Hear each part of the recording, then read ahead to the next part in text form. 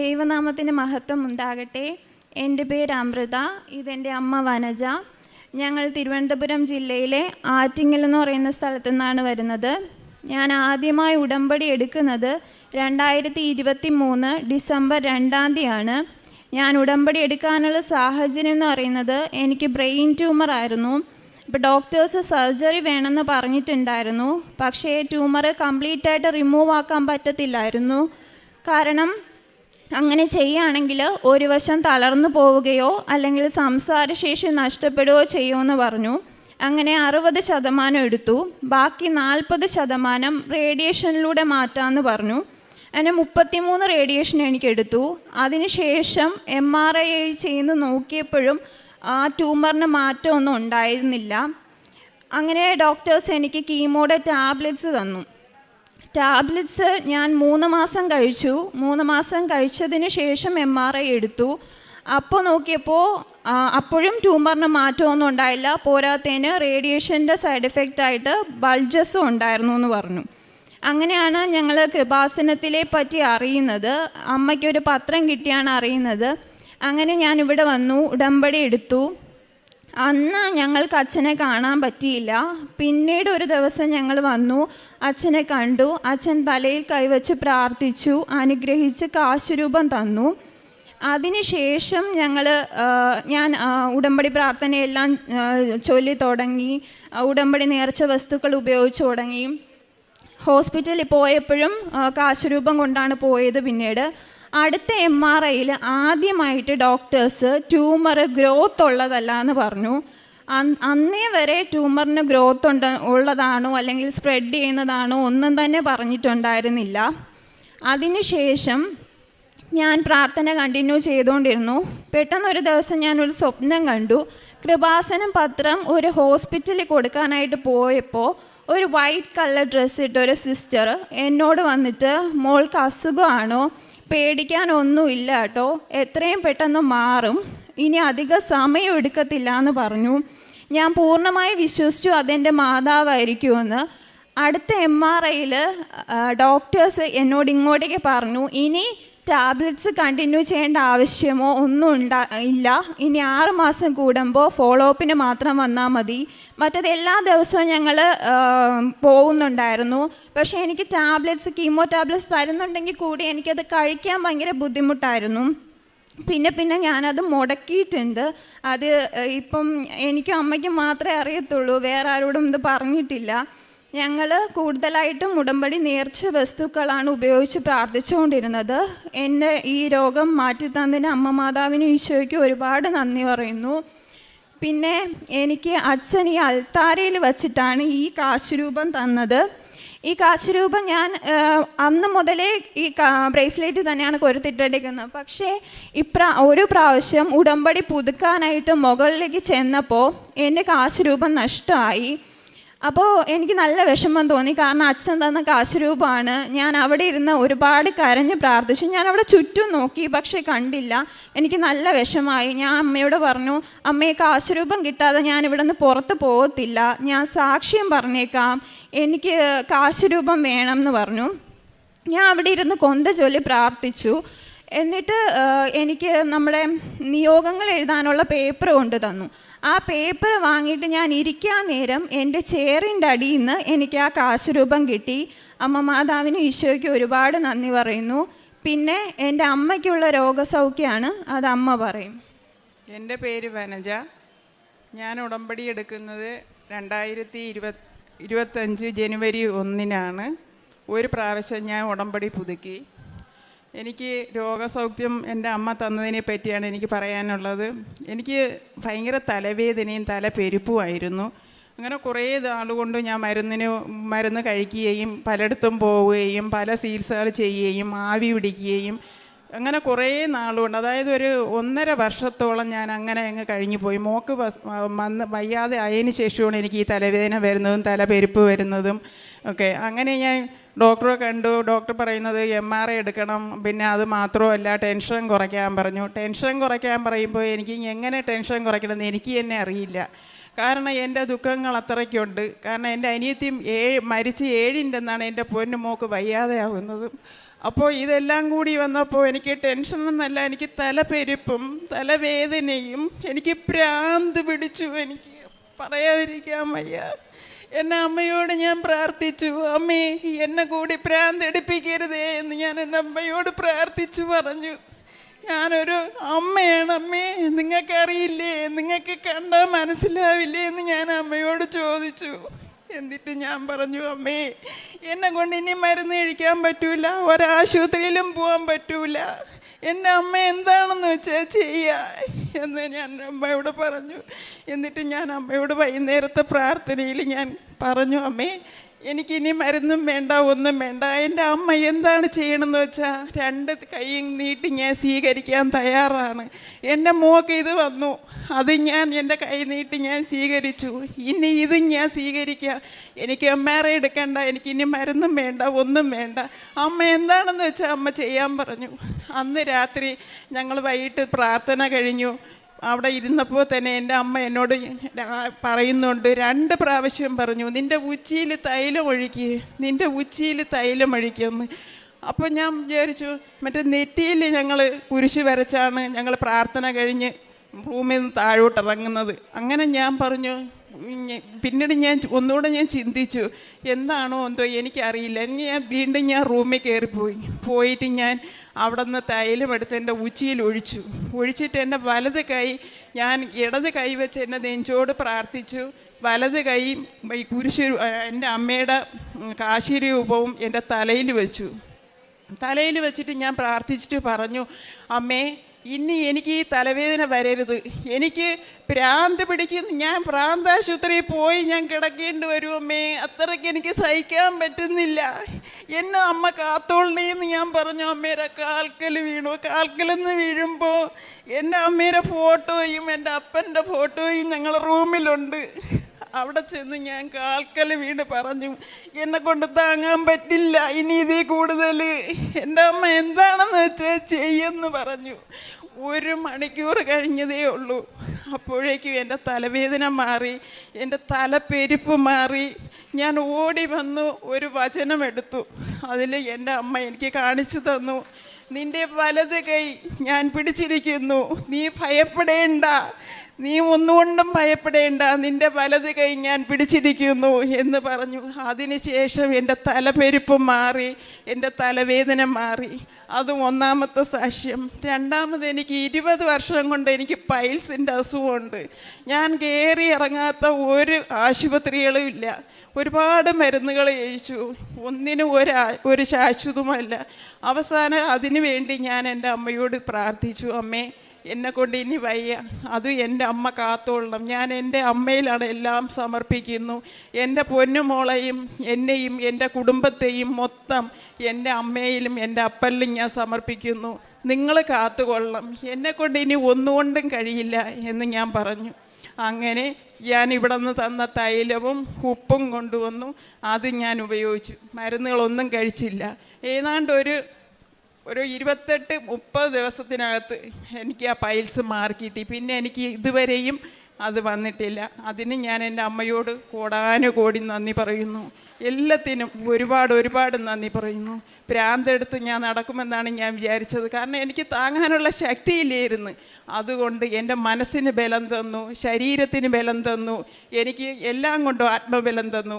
എൻ്റെ മോക്കും ആത്മബലം കൊടുക്കണേന്ന് ഞാൻ എൻ്റെ അമ്മയോട് പ്രാർത്ഥിച്ചു. അവൾക്കും അതുപോലെ തന്നെയാണ്. എല്ലാത്തിനും അവൾക്ക് പോവാനും വരാനായാലും എന്തിനായാലും ആശുപത്രിയിൽ പോകാനായാലും എല്ലാത്തിനും ബലം കൊടുത്തു. ഇപ്പോൾ ഞങ്ങൾക്ക് എല്ലാം കൊണ്ട് സൗഖ്യം തന്നു. അതിനുവേണ്ടി എൻ്റെ അമ്മയോടും എൻ്റെ അപ്പനോടും കോടാനുകോടി നന്ദി പറയുന്നു. പിന്നെ ഞങ്ങളെ കൊണ്ട് കഴിയുന്നത് അനാഥാലയത്തിൽ പോവുകയും അവിടെ കൊണ്ടുവന്ന് ഭക്ഷണത്തിന് പൈസ കൊടുക്കുകയും ഭക്ഷണത്തിന് അവിടെ ഇടപാട് ചെയ്ത്, അങ്ങനെ ഇപ്പം കഴിഞ്ഞ മാസം മോളുടെ ജന്മനാളായിരുന്നു, അവിടെ സദ്യ ഒരുക്കി. ഞങ്ങളും കൂടി അവിടെ പോയിരുന്നു. അവിടെ 30 പേരുണ്ട്. അവിടുത്തെ സ്റ്റാഫുകളും അവർക്കും ഞങ്ങൾക്കും കൂടി 50 സദ്യയ്ക്ക് പറഞ്ഞു അവിടെ സദ്യ കൊടുക്കുകയും, അല്ലാതെ വീട്ടിൽ വരുന്നവർക്ക് ഞങ്ങൾ പൈസയായിട്ട് കൊടുക്കുകയും ഭക്ഷണം കൊടുക്കുകയും തുണി കൊടുക്കുകയും, പിന്നെ അതുപോലെ തന്നെ എല്ലാ ആശുപത്രികളിലും പോയി രോഗികളെ കാണുകയും അവർക്ക് എന്തെങ്കിലും ഞങ്ങളെക്കൊണ്ട് കഴിയുന്നത് ഞങ്ങൾ കൊടുക്കുകയും, അതേപോലെ തന്നെ വാട്സപ്പിലായാലും ഫേസ്ബുക്കിലായാലും ഞങ്ങൾക്ക് ഓരോ രോഗികളെയും ഇതായിട്ട് വരുന്നവർക്കൊക്കെ അറിയില്ല, ആരാണ് എന്താണെന്ന് അറിയില്ല. ഞങ്ങളെ കൊണ്ട് കഴിയുന്ന പൈസ ഞങ്ങൾ അയച്ചു കൊടുക്കുകയും എല്ലാം ഞങ്ങൾ ചെയ്യുന്നുണ്ട്.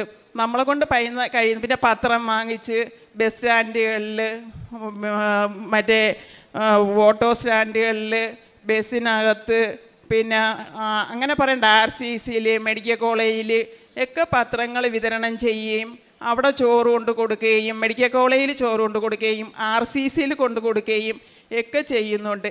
ഇതൊക്കെയാണ് ഞങ്ങളുടെ കാരുണ്യ പ്രവർത്തികൾ. എല്ലാം തന്ന അമ്മയ്ക്ക് ഒരുപാട് നന്ദി പറയും. പിന്നെ പ്രാർത്ഥനാ ജീവിതം, ഞങ്ങൾ അക്രൈസ്തരാണ്. എനിക്ക് കൊന്ത ചൊല്ലാനൊന്നും അറിയത്തില്ലായിരുന്നു. ഒരു ആൻറ്റി എന്നെ പഠിപ്പിച്ചിട്ട് ഞങ്ങളിപ്പോൾ എന്നും കൊന്ത ചൊല്ലാറുണ്ട്. രാവിലെയും വൈകിട്ടും ഞങ്ങൾ ബൈബിള് വായിക്കാറുണ്ട്. പിന്നെ അച്ഛൻ്റെ ധ്യാനം മുടങ്ങാതെ കാണാറുണ്ട്, ഷെയർ ചെയ്യാറുണ്ട്, സാക്ഷ്യങ്ങൾ ഷെയർ ചെയ്യാറുണ്ട്. എന്നും അച്ഛൻ്റെ ഡെയിലി ബ്രെഡ് ഞാൻ സ്റ്റാറ്റസ് ഇടാറുണ്ട്. പിന്നെ ഉടമ്പടിയിൽ വന്നതിന് ശേഷം ഉണ്ടായ മാറ്റമെന്ന് വെച്ചാൽ എനിക്ക് എല്ലാത്തിനും ഭയങ്കര പേടിയായിരുന്നു. ചുമ്മാ ഓരോന്ന് ആലോചിച്ചിരുന്ന് ടെൻഷൻ അടിക്കലായിരുന്നു ഞാൻ മെയിനായിട്ട് ചെയ്തുകൊണ്ടിരുന്നത്. പക്ഷേ ഈ അസുഖം വന്നതിൽ എനിക്ക് യാതൊരു പ്രശ്നവും തോന്നിയിട്ടുണ്ടായിരുന്നില്ല. കാരണം ഈ അസുഖം വന്നതുകൊണ്ടാണ് എനിക്കിവിടെ വരാൻ പറ്റിയതെന്ന് ഞാൻ പൂർണ്ണമായി വിശ്വസിക്കുന്നു. കാരണം തിരുവനന്തപുരത്ത് നിന്ന് ഒരിക്കലും എൻ്റെ അച്ഛൻ്റെ അടുത്തോ അമ്മയുടെ അടുത്തോ എനിക്ക് ആലപ്പുഴ പള്ളിയിൽ വരണമെന്ന് പറഞ്ഞാൽ അവരൊരുപക്ഷെ കൊണ്ടുവരത്തില്ലായിരുന്നു. പക്ഷേ ഞങ്ങൾ തിരുവനന്തപുരത്ത് വെട്ടാട് പള്ളിയിലൊക്കെ പോവാറുണ്ട്. ഈ അസുഖത്തിലൂടെയാണ് എനിക്കിവിടെ വരാൻ പറ്റിയത്. എന്നെ സംബന്ധിച്ചിടത്തോളം ഉടമ്പടി എന്ന് പറയുന്നത് എൻ്റെ ജീവിതത്തിൽ ഇന്നേ വരെ എൻ്റെ ജീവിതത്തിൽ ഉണ്ടായിട്ടുള്ള ഏറ്റവും നല്ലൊരു കാര്യമായിട്ടാണ് ഞാൻ ഉടമ്പടിയെ കാണുന്നത്. പിന്നെ ഇത്രയും നല്ല അനുഗ്രഹങ്ങൾ കിട്ടിയതിന് അമ്മ മാതാവിനും ഈശോയ്ക്കും ഒരുപാട് നന്ദി അറിയിക്കുന്നു. സങ്കീർത്തനങ്ങൾ 18-ാം അധ്യായം 6-ാം തിരുവചനം. കഷ്ടതയിൽ ഞാൻ കർത്താവിനെ വിളിച്ചപേക്ഷിച്ചു, എൻ്റെ ദൈവത്തോട് ഞാൻ സഹായത്തിനായി നിലവിളിച്ചു. അവിടുന്ന് തൻ്റെ ആലയത്തിൽ നിന്ന് എൻ്റെ അപേക്ഷ കേട്ടു, എൻ്റെ നിലവിളി അവിടുത്തെ കാതുകളിലെത്തി. അമൃത എന്ന ഈ മകളും അമ്മയും കൃപാസനം പ്രത്യക്ഷീകരണ മാതാവിൻ്റെ ഉടമ്പടി എടുത്ത് ജീവിച്ചതിലൂടെ ലഭിച്ച വലിയ രോഗസൗഖ്യങ്ങളെ സന്തോഷത്തോടെ നന്ദിയോടെ സാക്ഷ്യപ്പെടുത്തുകയാണ്. മകൾ തനിക്ക് വന്ന ബ്രെയിൻ ട്യൂമറിൻ്റെ രോഗാവസ്ഥ എങ്ങനെ അച്ഛൻ കൈവെപ്പ് പ്രാർത്ഥനയിലൂടെ തൈലം പൂശി പ്രാർത്ഥിച്ചതിലൂടെ പൂർണ്ണമായി സൗഖ്യപ്പെടുകയും അതിൻ്റെ ക്ലേശങ്ങൾ മുഴുവനും മാറിയതിനെ ഈ അൾത്താരയിൽ സാക്ഷ്യപ്പെടുത്തി. അത് ആദ്യം കുറച്ച് ഓപ്പറേഷൻ ചെയ്ത് മാറ്റുകയും ബാക്കി എന്ത് ചികിത്സ ചെയ്തിട്ടും ഫലമില്ലാതെ വീണ്ടും അത് വഷളായിക്കൊണ്ടിരിക്കുകയും ചെയ്ത നാളുകളിലാണ് മകൾ അച്ഛൻ്റെ പ്രാർത്ഥന തേടി എത്തുകയും അച്ഛൻ കൈവപ്പ് വെച്ച് തൈലം സൈത്ത് പൂശി ബലപ്പെടുത്തി പ്രാർത്ഥിക്കുകയും മകൾക്ക് അമ്മ മാതാവിൻ്റെ കാശുരൂപം കൊടുത്തുകൊണ്ട് ഇത് നിനക്ക് സംരക്ഷണത്തിനും ആരോഗ്യത്തിനും സഹായമാകുമെന്ന് ഉറപ്പ് കൊടുത്ത മകളെ വിടുകയും ചെയ്യുക. ഡോക്ടർമാർ പോലും അതിനുശേഷമാണ് മകളുടെ ആ രോഗം കുറയുന്നതായും പിന്നീട് ശമിക്കുന്നതായുമുള്ള ഒരു നിഗമനങ്ങളിലേക്ക് ചെന്നെത്തുക. മകളെ ഏറ്റവും കൂടുതൽ സഹായിച്ചത് അമ്മയുടെ ഉടമ്പടി നേർച്ച വസ്തുക്കളാണെന്ന് ആവർത്തിച്ച് മകൾ സാക്ഷ്യപ്പെടുത്തി. അതോടൊപ്പം തന്നെ മകളുടെ അമ്മ 2 രോഗങ്ങളുടെ സൗഖ്യത്തെയാണ് കർത്താവിൻ്റെ തിരുസന്നിധിയിൽ സാക്ഷ്യപ്പെടുത്തിയത്.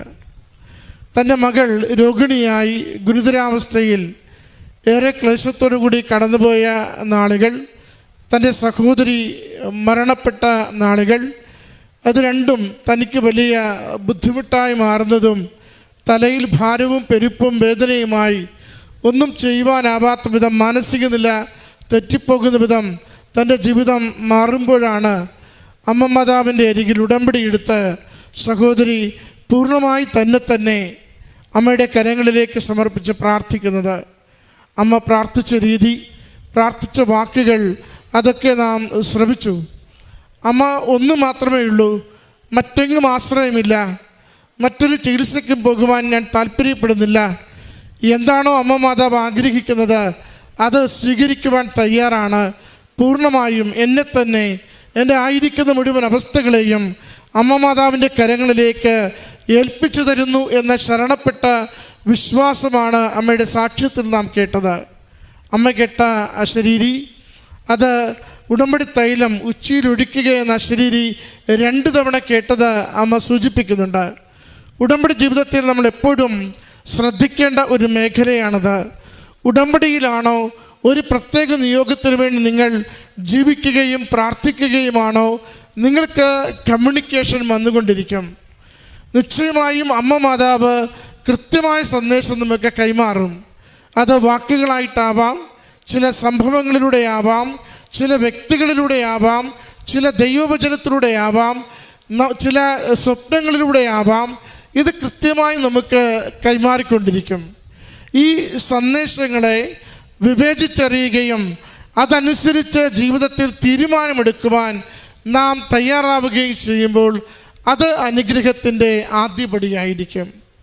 അമ്മ സാധാരണ പോലെ നെറ്റിത്തടത്തിൽ കുരിശടയാളം വരച്ച് പുറത്തേക്ക് വരുമ്പോഴാണ് വീണ്ടും ഈ ഒരു അശരീരിയുടെ സ്വാധീനം വല്ലാതെ ബാധിക്കുന്നത്. അങ്ങനെയാണ് പ്രാർത്ഥനാ മുറിയിൽ കയറി ആ ഉച്ചിയിൽ ഉടമ്പടി തൈലം ഉപയോഗിക്കുകയും ഒഴിക്കുകയും ഉടമ്പടി കാശുരൂപമെടുത്ത് കയ്യിൽ പിടിച്ച് തൻ്റെ തലയിൽ അത് ചേർത്ത് വെച്ച് ഈ നിമിഷം മുതൽ ഈ തലവേദന, ഈ പെരുപ്പല്, ഈ ഭാരം പൂർണ്ണമായി മാറുന്നതിന് വേണ്ടി അമ്മയോട് ആഗ്രഹിച്ച് പ്രാർത്ഥിക്കുന്നു.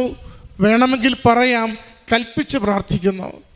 അമ്മയോട് പറഞ്ഞു കൊടുക്കുകയാണ്, അമ്മ ഇനി എനിക്ക് ഇത് മുന്നോട്ട് കൊണ്ടുപോയി പോകുവാൻ എന്നെ അനുവദിക്കരുതേ, ഈ നിമിഷം ഇപ്പോൾ മുതൽ ഇത് പൂർണ്ണമായി മാറ്റിത്തരണമെന്ന്.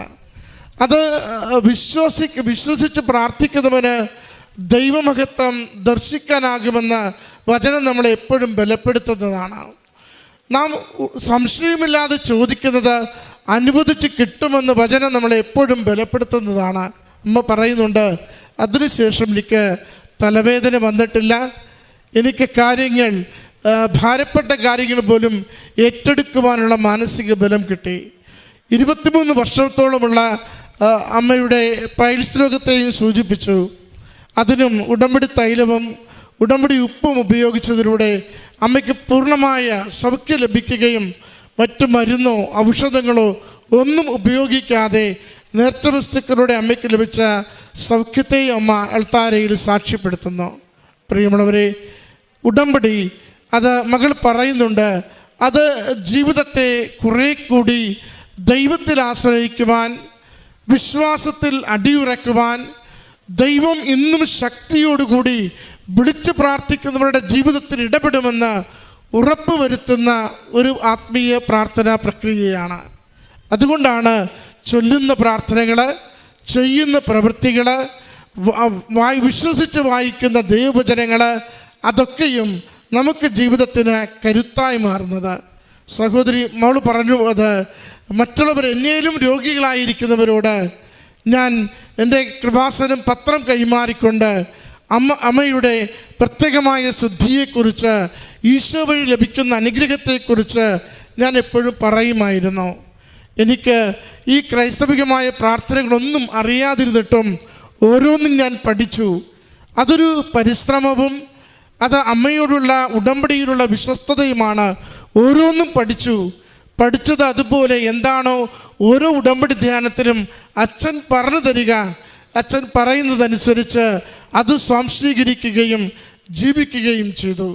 അത് കുടുംബത്തിലുള്ള ഓരോ കാര്യത്തിനും സംരക്ഷണമായി തീർന്നു, കണ്ണീരൊപ്പുന്ന കരുതലായി തീർന്നു, സ്നേഹം നിറയ്ക്കുന്ന അനുഭവമായി തീർന്നു, രോഗം സൗഖ്യപ്പെടുന്ന ദൈവത്തിൻ്റെ ഇടപെടലായി മാറി. മറ്റൊന്നുകൂടി മോൾ പറഞ്ഞു, നിങ്ങൾക്ക് തമാശയെങ്കിലും വീട്ടിൽ നിന്ന് നഷ്ടപ്പെട്ടു പോയ ഒരു പൂച്ചയ്ക്ക് വേണ്ടി അമ്മയുടെ കരങ്ങളിലാണ് ഞാൻ കണ്ണീരോടെ നിയോഗം വെച്ചത്. അത് പ്രപഞ്ച ശക്തികളുടെ മേൽ അധികാരമുള്ള അമ്മ, ഈ സർവ്വ ജീവജാലങ്ങളെയും പരിപാലിക്കുന്ന അമ്മ, എനിക്കതിനെ മടക്കിത്തരണമെന്ന് ഞാൻ ആഗ്രഹിച്ച് പ്രാർത്ഥിച്ചു. സന്ധ്യാപ്രാർത്ഥന കഴിയുമ്പോൾ ഒരു പോറൽ പോലും ഏൽക്കാതെ അതെൻ്റെ ഭവനത്തിൽ മടങ്ങിയെത്തിയെന്ന ആ ഓരോ വാക്കും നമ്മുടെ മനസ്സിനെ വല്ലാതെ സ്വാധീനിക്കുന്നതാണ്. എത്ര കണ്ട് ജീവിതത്തിൻ്റെ നിസ്സഹായ അവസ്ഥയിൽ, ചെറിയ പ്രായത്തിൽ രോഗാവസ്ഥയിൽ, ഒരു വരുമാനവുമില്ല, സമ്പത്തൊന്നുമില്ലാതെ ക്ലേശിക്കുന്ന ജീവിതത്തിൻ്റെ വല്ലാത്ത നാളുകളിൽ അമ്മ മാതാവ് ചേർത്ത് പിടിച്ചുകൊണ്ട് അനുഗ്രഹവും സംരക്ഷണവും സൗഖ്യവും നൽകുന്നത്. നമ്മുടെ ജീവിതത്തിനും അമ്മയിലൂടെ ഇത് പ്രാപിക്കാനാവും. ഉടമ്പടിയോട് നാം പുലർത്തുന്ന വിശ്വസ്തത ദൈവസന്നിധിയിൽ നിന്ന് അനുഗ്രഹം നേടുന്നതിനുള്ള അടിസ്ഥാനമാണ്. ഈ കുടുംബത്തിന് ലഭിച്ച അനുഗ്രഹങ്ങൾക്ക് അമ്മ മാതാവിനും തിരുക്കുമാരനും നന്ദി പറഞ്ഞുകൊണ്ട് കരങ്ങളടിച്ച് ഈ സാക്ഷ്യം സമർപ്പിക്കാം.